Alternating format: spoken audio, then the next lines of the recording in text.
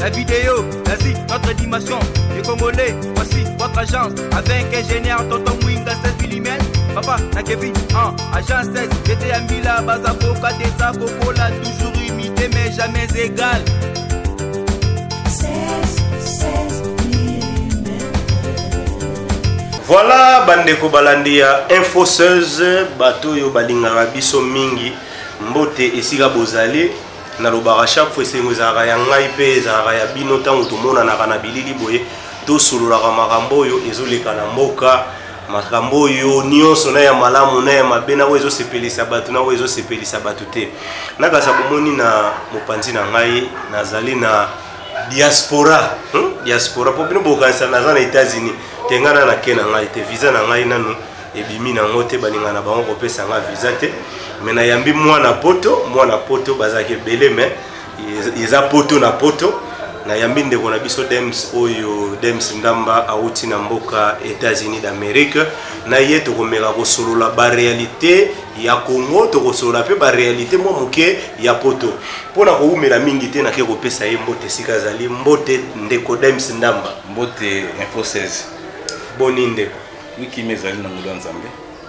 au komi Kinshasa. J'espère que tamboli moi mukie na kotala boye o constater nini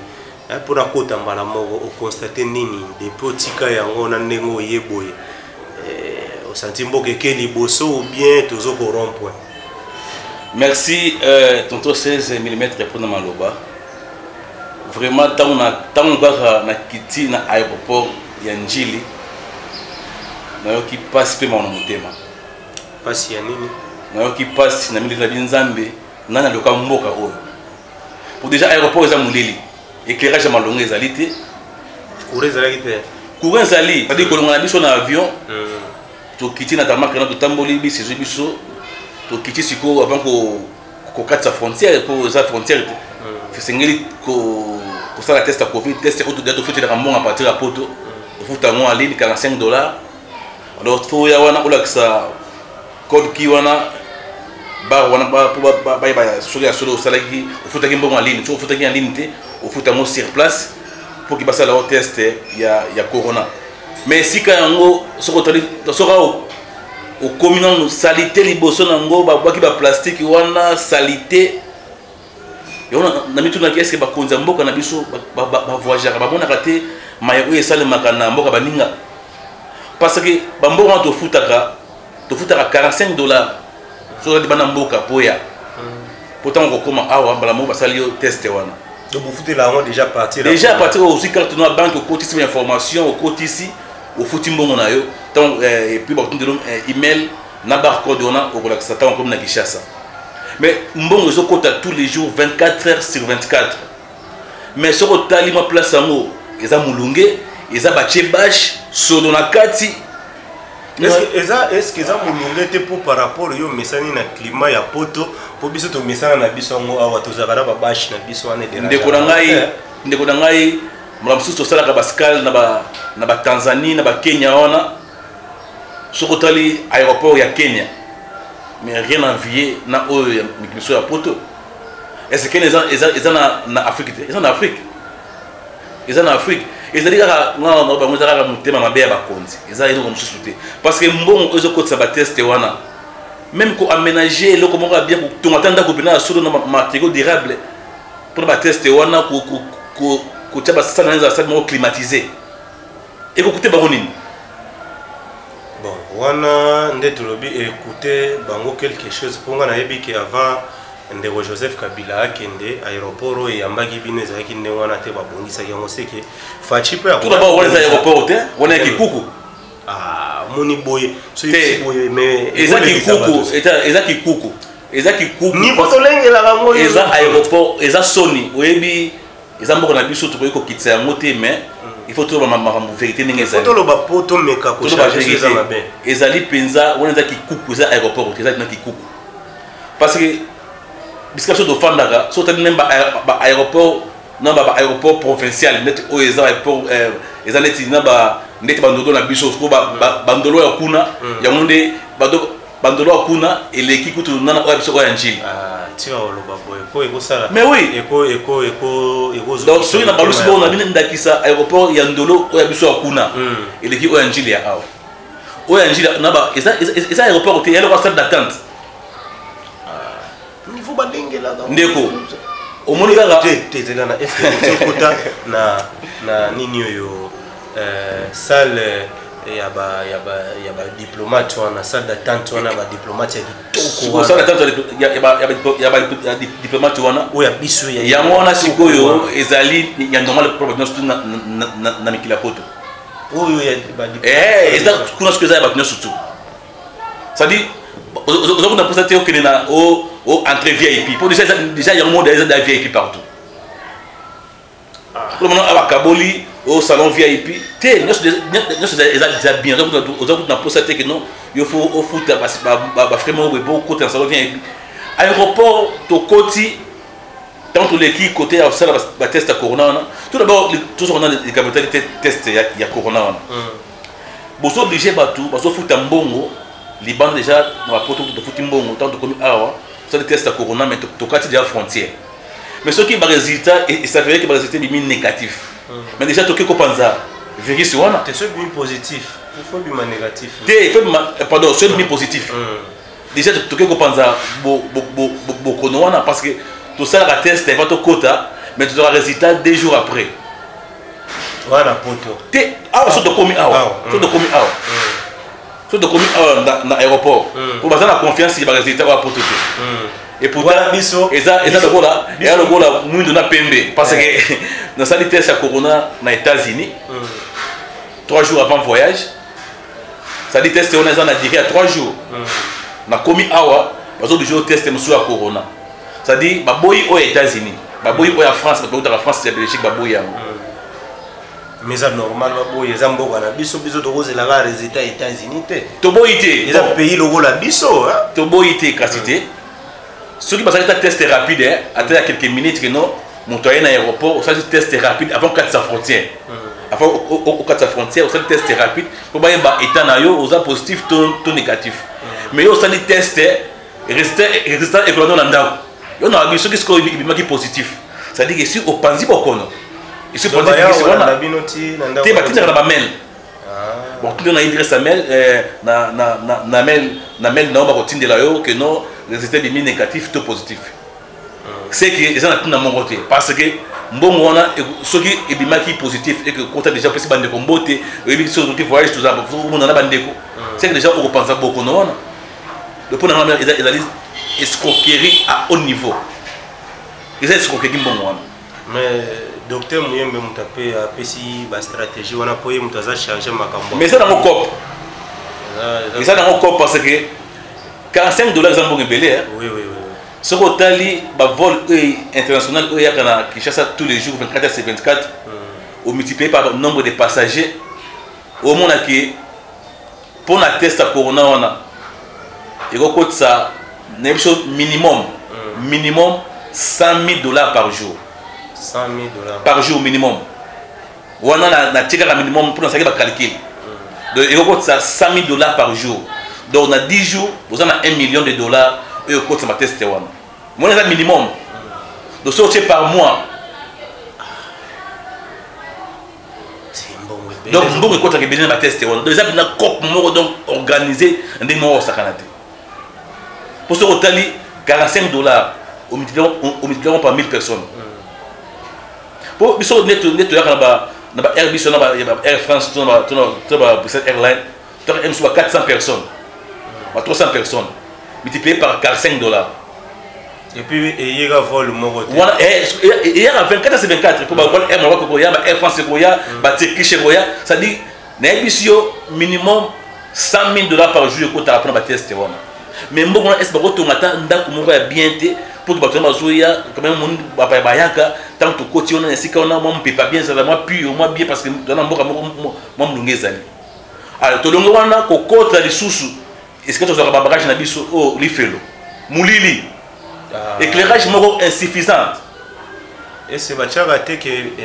éclairage faut en assez pour babiloko bato peut-être kozwa lumière kozwa biloko aéroport est-ce que éclairage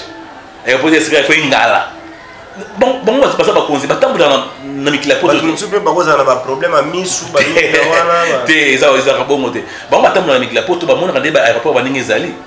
aéroport molunge moko kosakana te nayebi te bazangi moko kotia bafrayon ese bazangi moko kosomba basprit ya sika bazangi nayebi te ezali kaka eza kanai bambongo go mpasi tofutaka soki $55 soki tofutaka mpona kovoyage mais mbongo nyonso tona fosala misala kobongisa aéroport bon bino mpe bato mpo biso tomesana na biso tozovoyage na biso te tofandaka awa ezalaka nango normal bino bokendaka bolobaka na bino mpe te combien de fois bazobelela na télévision bazobelela ata na baréseaux sociaux te bino baréseaux sociaux mais koleka mpena na média koexplike bamambo yango nalobi nga nazwi première fois nazwa mwana poto alobela bago pasi bino bozala kaka oye te koyamba yo osalela bisoesili nango go pasi wana ekotisaka mbongo ebele ozwi $55 par personne bato boni bakendaka poto tous les jours wana tchekaka oyo ya bavol international sans compter bago pasi efutamaka mpona bavol local donc mbongo oyo ezokota na secteur wana ya aviation donc mbongo ezokota na RVA eza mbongo kosakana te ezala RVA ezala bato ya INRB bato ya COVID-19 donc mbongo ebele ezokota kuna mais mpo ani bakosala te na mbongo wana baaméliorer quand même bisika mo bato eza koya kosala mosala baaméliorer quand même mpe na basalaire bato basala mosala wana donc ntango kaka na yo oketi na salaire yo oyebi basalaire na bango papa eza koseka balongo na biso te tomonaka ntango tokomi wana moto asala testa corona papa bana balie te na ndako papa mwa eloko wana moto asala testa corona papa bana balie te papa kotika biso te awa pasi policier kutu policier na ngaka nanga pokota bapolicier bazana bana poto mona poto pardon atalipa policier tosenga yo et puis policier et puis mawana tozaka nango okokokanga motema te soko opesa otali aza ndeko na yo okoki jamais kokanga motema soza motema ya kibomoto mpo otala na motu bina solo mamba olo aza bina na nzala tobimi wana na aéroport matolo pesa nango partout na mikili mpe matolo ezalaka te ebana ku ndenge nini omoni tovoyagaka na poto wana neti alonge or na kei donc soki nakomi na frontière ndakisa biso toa na États-Unis lokola tosala escale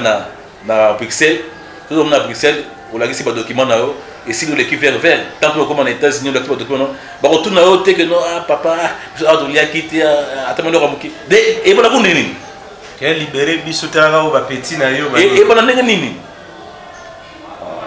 nini biloko esalamaka kaka en Afrique ebana kuna ndenge nini agent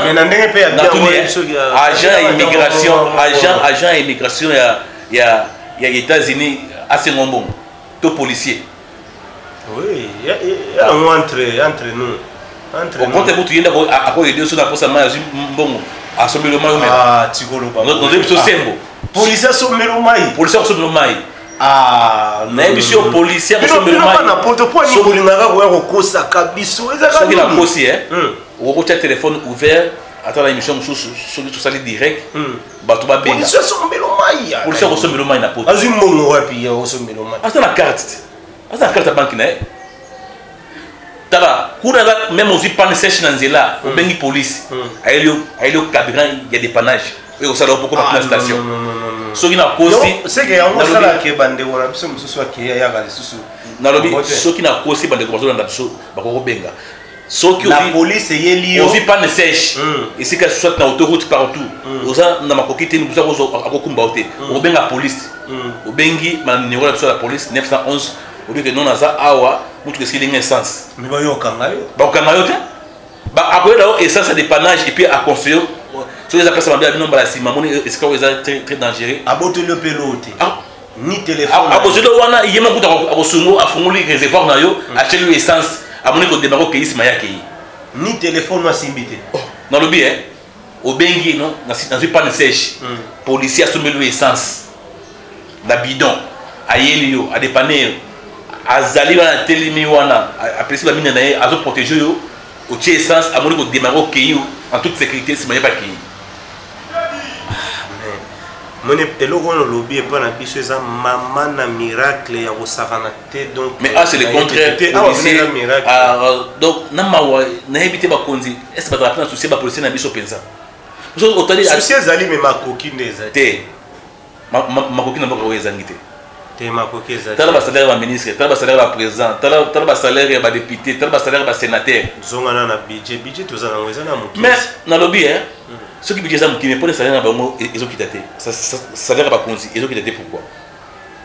ezokita te mpo bango baosala misala ebele policier ana na libanda azokengela ngai na yo azokengela biloko na biso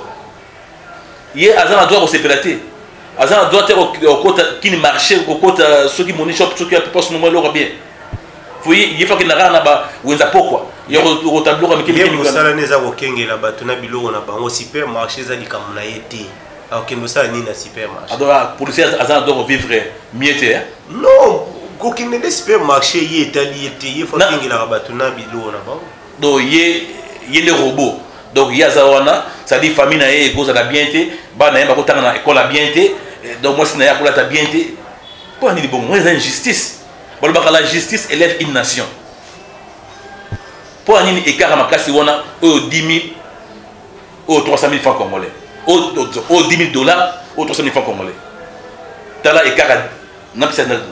boder bolim sinali penda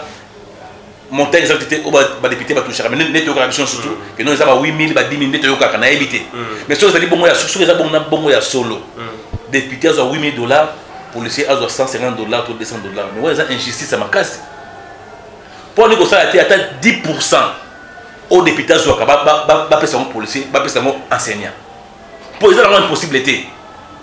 10% au député vous allez représenter le peuple donner à 10 000 enseignants à 1 000 $. Est-ce possible mboka o eza na mbongo eza possible parce que otali ba mbongo baza ko détourner ba millions na ba millions. Est-ce possible député 10 000 $, enseignant ne fisque 10% aux autres ba personne enseignant, ba personne policier, ba personne militaire. Est-ce possible eza magie té eza possible ceux qui volonté zali. Parce que ba policier monsieur ba millions. Mais mbongo ceux qui eza bien cadré tout ça ba canaliser mbongo wana. Est-ce que les policiers ont 1 000 $? Les enseignants ont 1 000 $? Et ça tout simplement qui monte ma B. Et donc ça là que non, bino et carrière sociale ils ont tellement ma caisse donc ils ont contacté. On était mais na ko na likambo boye nde wona biso IDPS président IDPS par intérim Jean-Marc Kaboun a proposé que le wana loi moko na Assemblée nationale que bakitsa ba Trump ba via ba officiel nyonso kwa tokolo ba député ba sénateur présidence de la république makamnyoso bakitsa ba salaire na bango po salaire wana baninga pe ba nozome na tikala koyoka mutu penza alobela ngote na mona omoni Jean-Marc Kabunda za c'est un combattant naza mutayi de persité derrière naza pe dans la parti politique té pour namona mwana ezala mingi mais ndena neto andake kuna libana mboka Jean-Marc Kabunda aza penda combattant je me rappelle Jean-Marc Kabunda azalaki secrétaire général ya IDPS na époque oyo raïs 100% so gagner makasi penza et puis na limite que nous azaka tenté même ya ko sala mundenge bazwaka papa Bruno Chibala ni bazwaka papa Sami Babadi Banga Jean-Marc Kabunda mais il y a Lendaki qui a combi partout dans le pouvoir donc Jean-Marc Kabunda vraiment jusque là moi je crois dans le combat que nous avons assoiffé d'argent bien que les politiciens ont double face mais en tout cas pour Jean-Marc Kabunda nous avons un bondo azam mutu moko oyo alingi mwa droitier mingi azam mutu moko na lingi mambo tambola na sembo malgré que mboka na soso lingi mambo tambola na sembo ba ko ina yo so lingi mambo tambola na sembo na mboka na biso ba ki ozana ba ngune bele mais Jean-Marc Kabunda azam na mutu o IDPS so ba batela e bien te mais makambo zo lo ba batela ye na ebité so za information déjà kala mingi te fallait atika démission na ye na parlement par rapport à l'événement les gars qui n'ont ya cortège nabi kozana ba réseaux sociaux où ils allaient qui ba garde na ba botola qui arme ya garde moko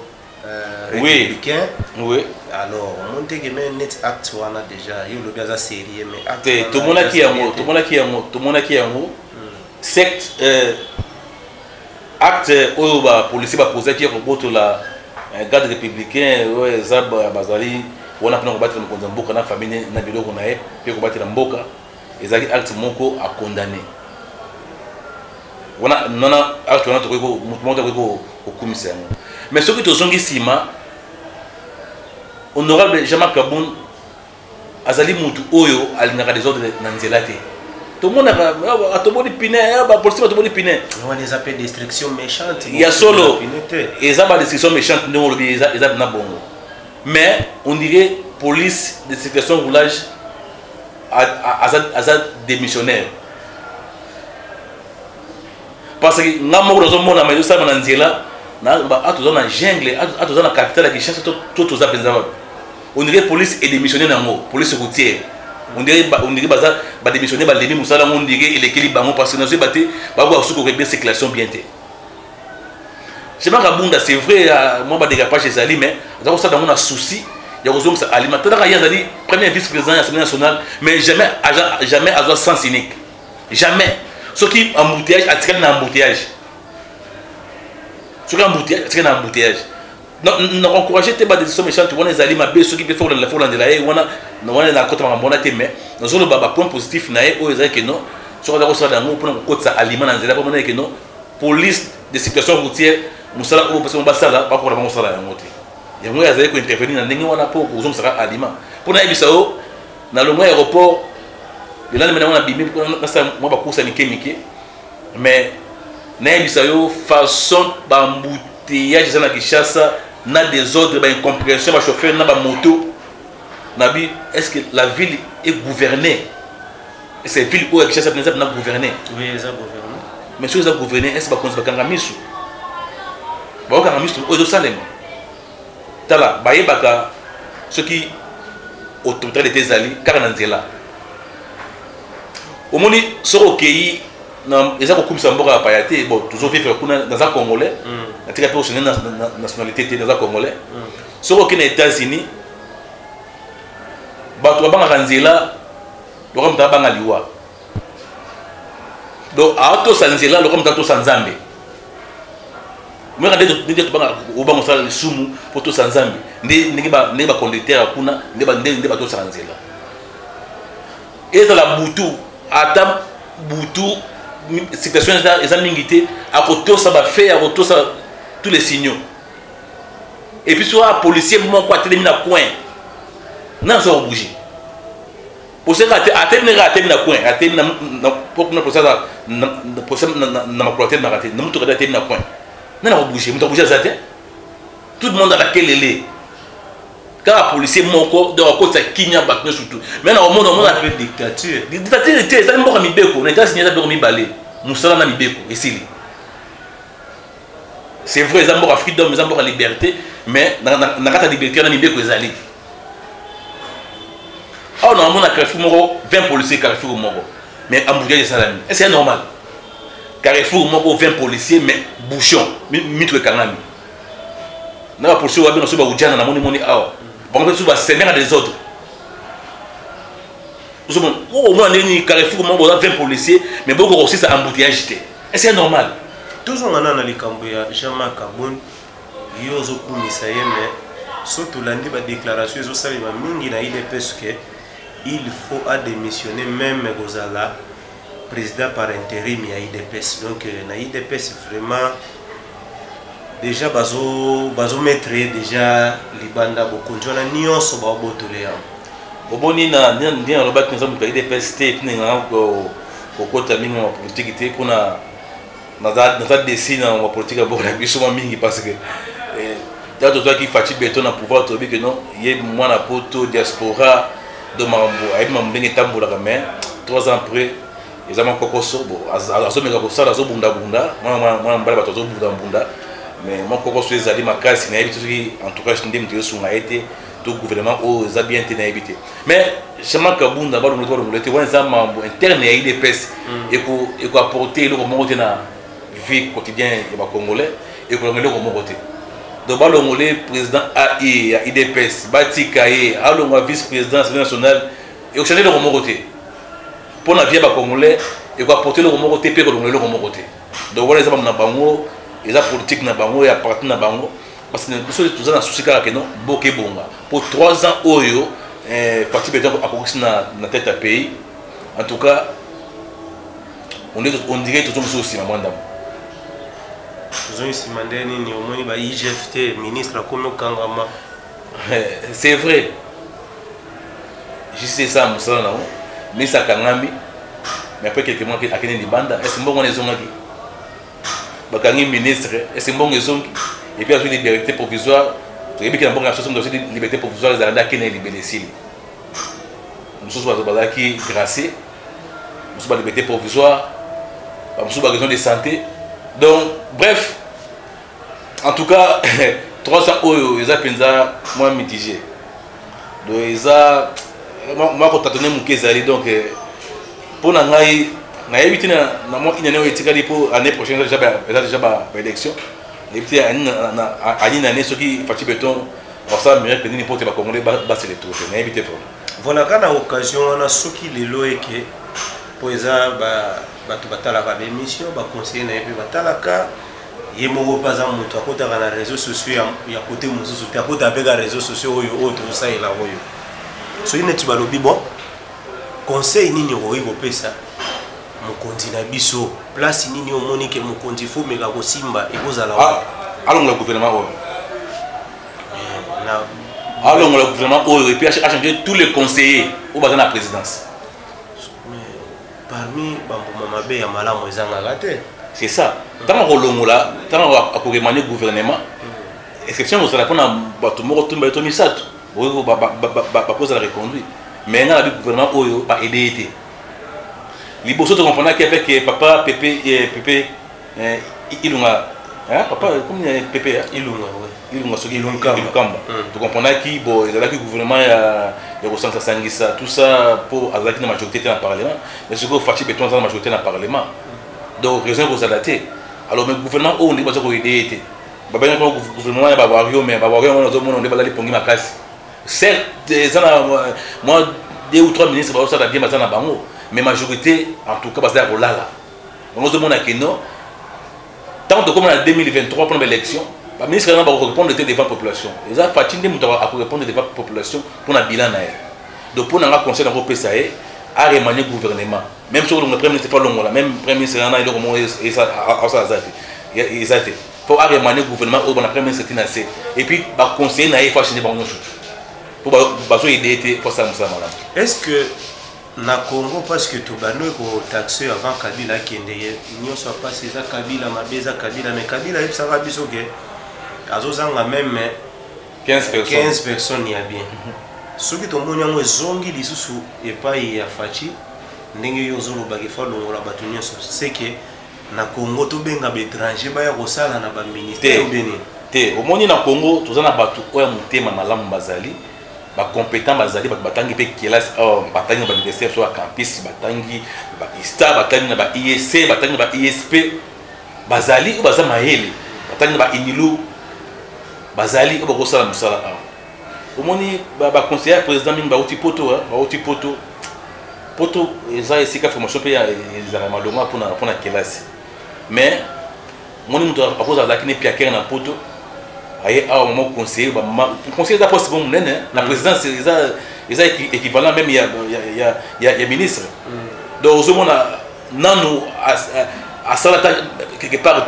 un mot conseiller mais azo pour akosunga président de la République pour asunga peuple congolais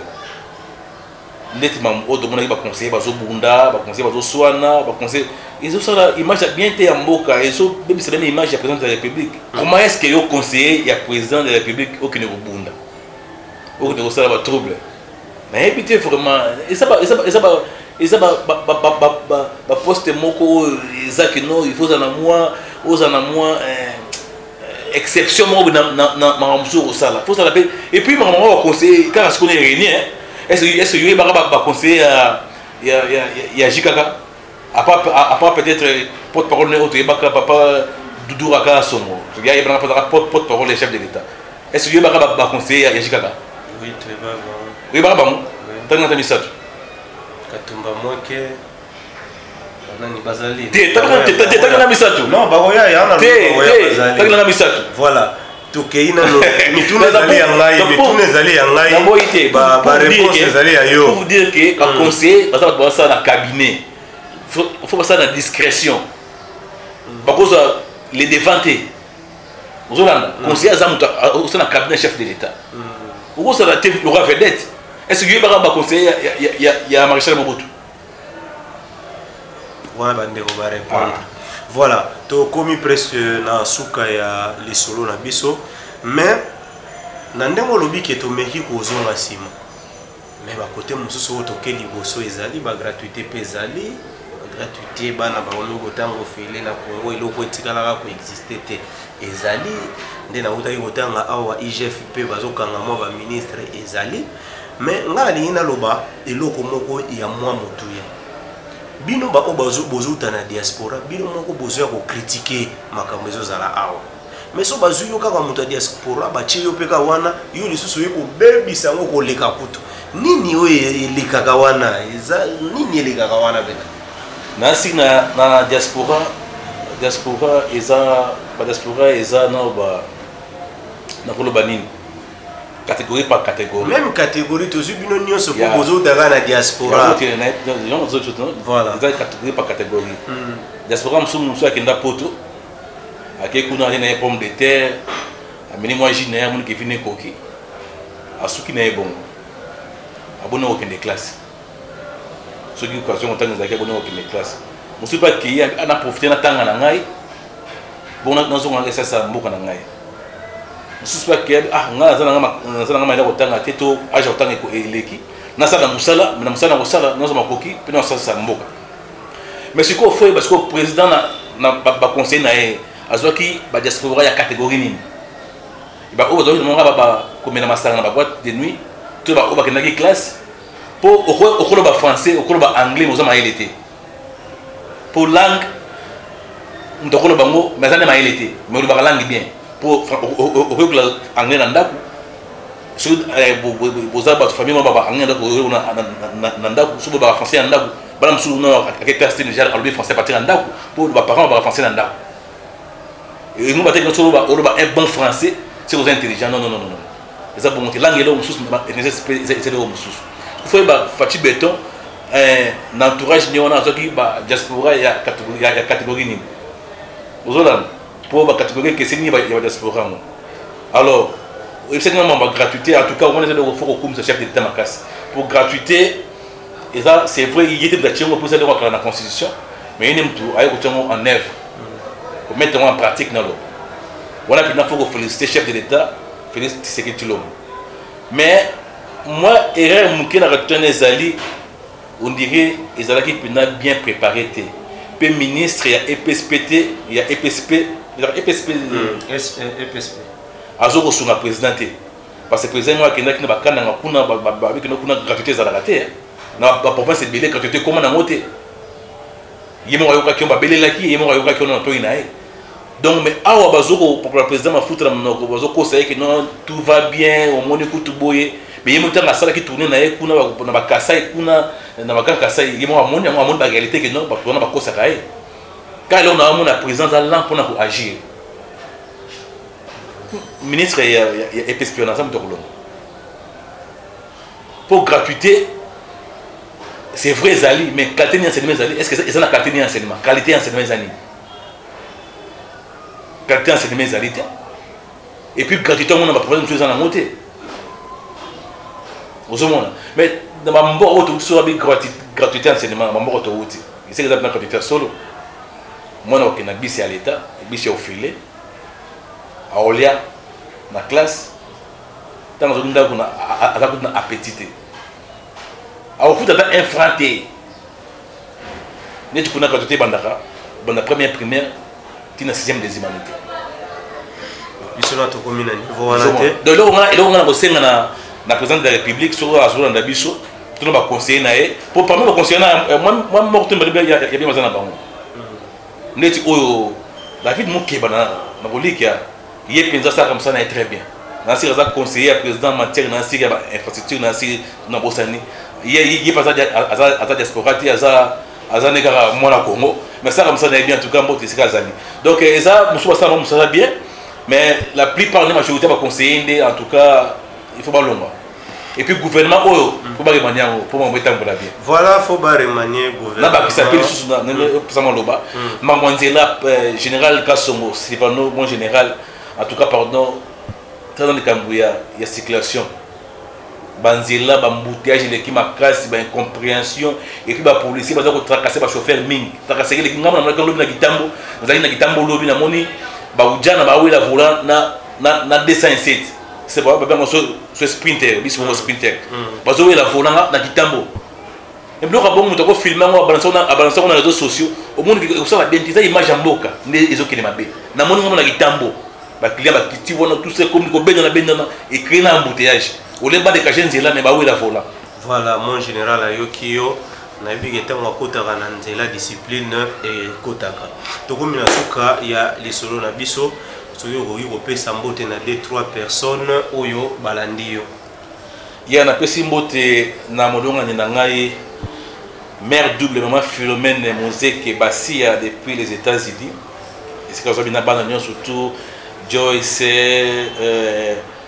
Elena, Alicia, Précier, Allégresse, Mbote, Mbote P na Ndeko Roland Marie Chamala, journaliste na RTCE, puis dans Maman TV, de PCP, na PCP Mbote na Bandeko na sur Courage Shalom na paroisse Sainte-Clémentine na Gitouka Pêche. Voilà. Mais na mon PCP Mbote na Roi Salomon et Patrick Valence. L'honorable candidat malheureux. Candidat malheureux, l'honorable Patrick Valence, l'honorable Liliane, donc n'a pas la surtout. Donc, n'a pas ça pété, grouper sa mbote na président de la communauté congolaise, ou à la Lafayette, Indiana, président Igo Membo, papa Arthur Bembo, évangéliste Jefté Lassili, évangéliste Dieu merci Bembo. Mbote na père Antos CISM, Mbote na père Sylvain Lesoye, père Lungoy, qui ré à paroisse Sainte Perpétue. Voilà Mbote na bino nyonso ba diaspora nyonso bozali libanda na linga bino mingi, mwena wa kotanga tanga bakombo ezali te mais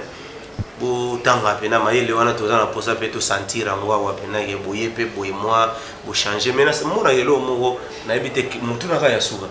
Nini sala ke so mutu ana poto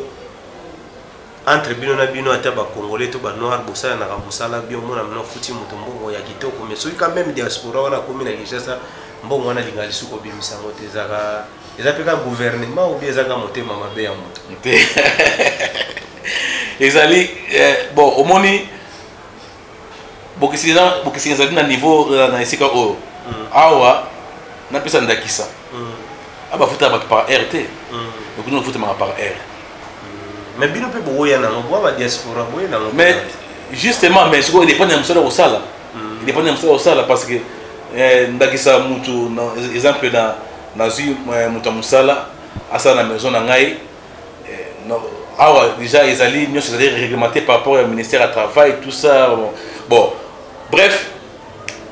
a ezama passe na sens que ezeli ya biso ya kuna na awa ezandenge mon côté.